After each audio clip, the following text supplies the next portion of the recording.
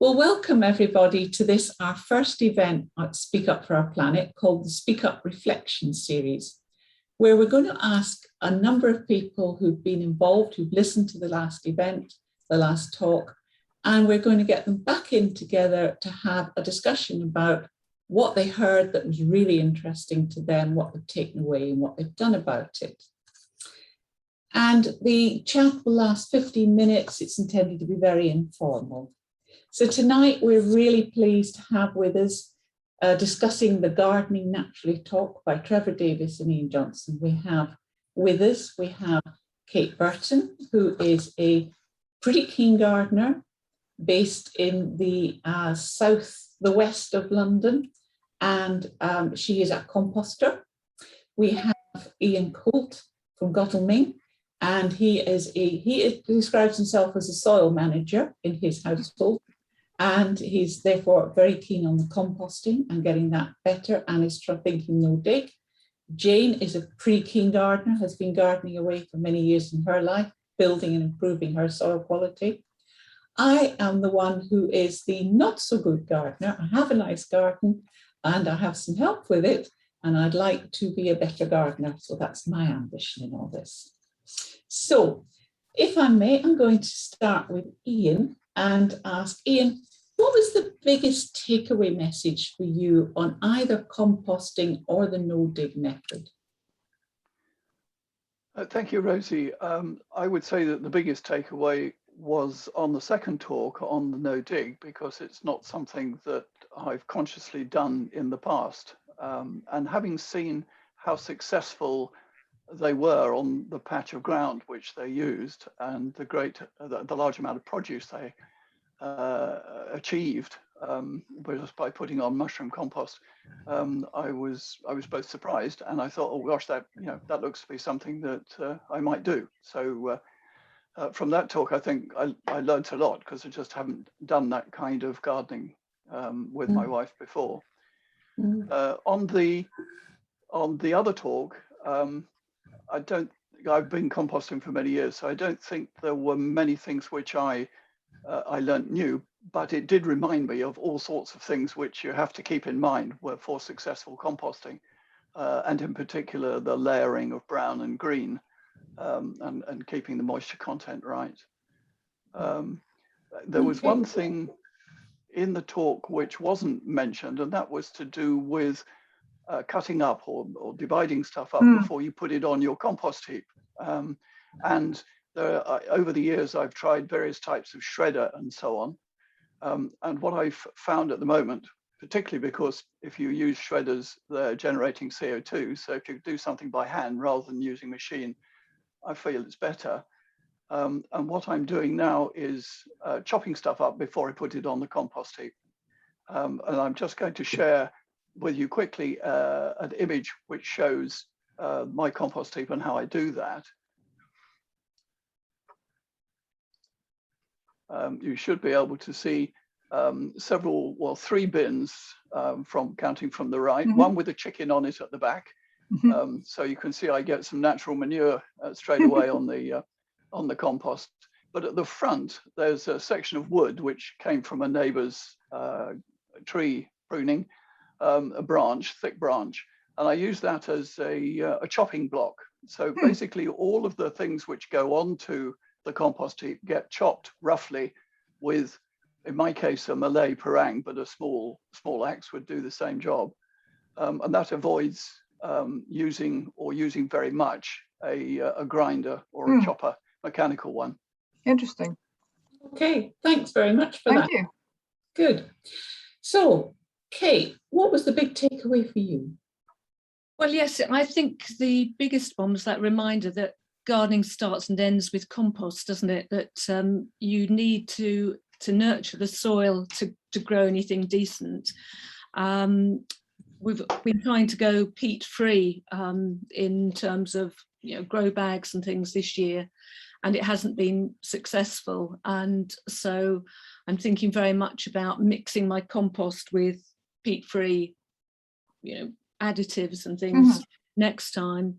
And I'm quite impressed to see Ian's compost heap there, because it reminded me that although I've been composting for years, I've been a bit random in my method of dumping. You know, sometimes I'll dig things up and I'll just dump a plant onto the heap.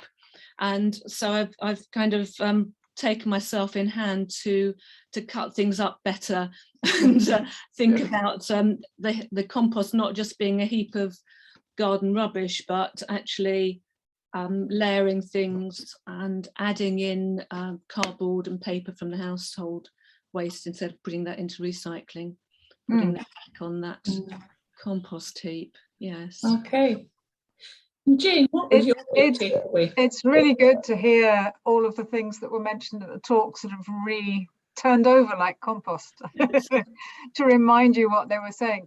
Definitely the biggest takeaway for me was the whole idea of no-dig gardening. I'd heard of it, but I really didn't know very much about it. And I was blown away, like Ian, about the fact that you can grow all this stuff just by putting compost down on a pretty poor patch of ground. So I've actually already measured out my little piece of no dig, which is going to be incorporated in my vegetable patch. So over the next 12 months, there will be a controlled experiment, part what I would have done normally and part no dig, and we'll see what happens. Because I'm very lazy, I don't like digging, so I thought it was I thought it was a great idea. And for me, the big takeaway as a person who doesn't compost right now, I've tried in the past and found it not so successful. The big takeaway was the mixing brown and green elements much more clearly and much more, it just seemed easier than when it was described to me before. And the idea that you could put some cardboard on, well chopped up, I'm learning tonight, well chopped up, some cardboard and some shredded paper, maybe a bit of shredding from the office. Layer them with what at the moment the council's picking up in those compost bins, and I really hate having to put it out to the council to take away. In fact, right now the council isn't even taking that away. So you know, you're just really bringing home to me that it's a bit easier, and there are various ways to go about it. Like anything else, you live and learn. I found out there are some things not to put on the compost because they just simply grow. Well, things like tomato seeds, of course, you can't do much with. Yeah, even melon through. seeds sometimes just And sprout. often But potatoes are growing in there. yeah, as they said, you know, you can just pull them out. It's not a big deal. Yeah. Yeah. Well, I've had problems with eggshells in the past, so I in fact don't put eggshells on the compost heap, and I don't put very acidic fruit like limes and lemons. So used up limes and lemons tend to go in the food waste to the council. But other than that, and avocado everything stones vegetable is a goes waste. on. Avocado stones is a waste of time because they just simply don't compost in time. They're still avocado stones. So I'm interested, we've already heard about some changes. So perhaps, Jane, you've talked a little bit about your changes you're making. Where are you on what changes did it prompt from you? And are there anything else on top of your no dig? Well, no dig is completely new, so that's definitely a big change. I think as far as the compost is concerned, very much as Ian said, or no, I think it was Kate said, it's a very good, just a good reminder that there are certain things you need to do, and putting enough brown material on is something which I have learned relatively recently. I created a wormery on one occasion just because it was all vegetable scraps from the kitchen. It was just too wet. So pure worms. The birds loved it, but it wasn't very good compost. So, you know, but mixing and layering is great, and turning over as well. Yeah, it's an excellent midwinter activity, Jane, to turn your compost heaps. Yeah, very good exercise. Has anybody tried one of those composters that is a wheel that you turn? Yeah, no, I haven't done that. No, I haven't. No. But I usually turn mine, so I have 3 bins, and when I started that off, the first bin went in green and brown, and then got turned into the second, and then got turned into the third, and the third was the one that then went back on the garden. So 2 turns of the compost was usually enough to get it down to a nice friable mix. Yeah, great. So, Kate, what have you think that you might try differently? Did it prompt any change? Well, certainly the quality of the compost, but I think being a bit more organised about using it, because we have the whole back end of the garden, we've got some quite big heaps and really good compost. And I suppose a bit prompted by the no dig was the fact that even with pretty poor soil, if I bank up a lot more compost onto the beds in a more systematic way, then I think I'm going to get better results than being too lazy, really. Yeah, I think you're right. Having a system like Ian's system of 1, 2, 3, and also deciding, okay, where is this compost going to go for the maximum effect? Yes. Yeah. The other thing I really have been thinking about a lot is about just, I prefer to grow flowers to vegetables, really, and so I make a big effort to, whenever I go to somebody's house now, it's about taking them flowers from the garden rather than buying smart flowers from the supermarket or M&S or something.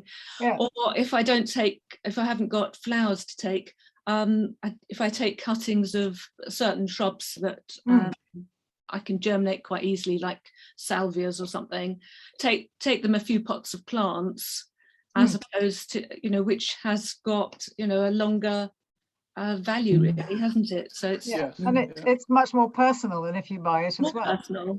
And I think it is actually lovely to look around your garden and say, I have that plant from Auntie so-and-so, I had for years, or somebody gave me those. And there's a personality to your garden and a history to it, isn't there? Yeah, there is. Yeah. Yes, Lovely idea. My wife was doing Meals on Wheels service for a while, and an elderly gentleman, 100-year-old gentleman that she visited, gave her a plant while she was delivering food, which went into our garden. So that we always remember that person by that plant. It's a nice memento. And have you taken away anything that you particularly have changed, or you're thinking of changing about your composting and veg digging? The no digging, I think. I created a small raised bed in the last 12 months in which I attempted to grow potatoes. Well, I succeeded in growing potatoes, but I put other things in the bed and tried to put too much into the one bed. We had some very successful sweet peas in there. That wasn't no dig in the sense that it was going on grass, so I cut up all the grass and turned that over before putting the compost on the top. But what I intend to do now is just keep putting compost on the top. I shan't do anything else with it. So we'll see what more we can grow in there next year and how productive it is. We'll have to revisit this next year and see how we've all done. We could all become accountable, couldn't we, to being better gardeners? Yep. Well, certainly. From the other side of the greenhouse, from where that bed is, I grew runner beans, but I dug the bed over for the runner beans this year. Now I'm actually going to take the runner beans out and put raspberries in there, but I'm not going to do a lot of soil preparation there. I just put compost on the top. Well, certainly the talk inspired me to get back composting. I have a slightly reluctant partner in this, but I'm working on it. But I at the moment, as I say, I just see the waste, and having a much more plant-rich personal diet, I'm making a lot more vegetable waste. I would love to see that going back and start improving the soil in the garden and see. It's very satisfying if you have something that you've allowed to get a bit old in your fridge or something. It's really nice to feel that it's going to go on the compost, so it's not really wasted. Yeah. Is there any more help or info that anybody would need to get started on what they're planning to do? Sorry, carry on, Kate. Well, I was going to say, the timing of our conversation is quite apt, because last week was the Chelsea Flower Show and I was lucky enough to go.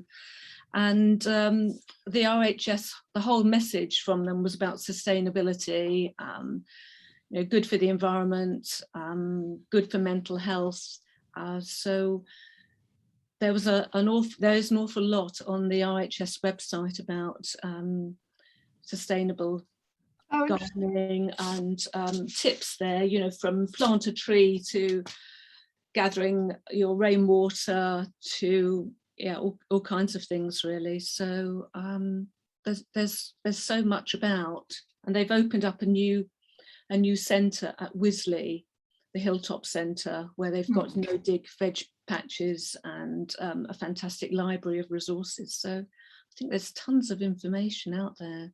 Yes. Yes. Yeah. Excellent. Yeah. Okay. So in our closing couple of minutes, can I get each of you to, if you've got a tip, we're looking for any other green practices in this area that you'd like to pass on to people, things that have worked for you. And I'm going to ask Jane to start. Things that have worked for me this year, not a lot. Actually, yes, fruit trees. We have very elderly fruit trees in our garden. And we found that by looking after them, so putting compost around the base and making sure that they get watered if it's really, really dry. I mean, when I say watering a fruit tree, I mean literally just the hose on the fruit tree sitting there for a long time, because obviously the roots are very deep. And we get enormous pleasure out of that. Apples and damsons we have. And it's a bit the way Kate was saying, you know, giving flowers is so much nicer than going and buying something. Every other year our apple tree produces so many apples that we make about 20 or 25 litres of apple juice out of it. And all the way through the year, you know, you get a bottle of apple juice from us as a present, which is, you know, it's nice because you feel it's kind of yours. Lovely. Thank you. Who'd like to go next? I could say I was quite a reluctant water butt owner, in that my husband suddenly decided we were having water butts everywhere, lots by the front door, front garden, loads in the back, and he put us onto a water meter, and I was rather anti that. But now I think it's fantastic, because actually I use up more calories, more energy by filling up watering cans with water rather than getting out hoses. How many do you have? Well, we have about half a dozen. So yes. So, and also in my front garden, we've got a gravel drive, and I don't, apart from hanging baskets out there, I don't water anything. So plants have to survive. So they have to survive with rain, and if they don't get watered. So but the water butts have actually been a really good thing, I think, actually. To use rainwater rather than tap. Okay. I'd certainly echoed that, because when we moved into this house 21 years ago, it's a house with a small bungalow next door. We came here because my mother-in-law was living with us. And I decided to bite the bullet and buy a very large plastic tank, which was meant to be an oil tank, but I used it to collect rainwater off the bungalow roof. And we also have a pond in the garden, which of course in the dry weather dries out. But we're able to keep that topped up with a hose directly from this, however many thousands of litres it is in the tank.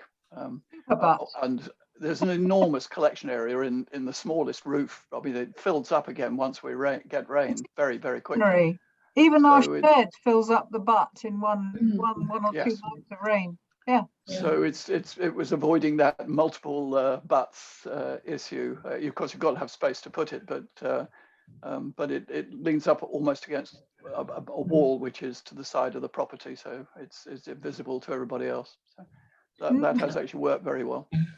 And of course, every litre of water you're putting on from the water butt has not had to be treated and pumped, and you're not using electricity, and people forget that the water coming out our tap has got a lot of embedded carbon through the electricity just to pump it around the system, let alone anything else. So brilliant ideas. I think that's us, guys. Thank you very much indeed to our wonderful participants tonight. Yeah, thank you ever so much for coming. This discussion, and thank you very much to everybody who goes on to listen to it for joining in.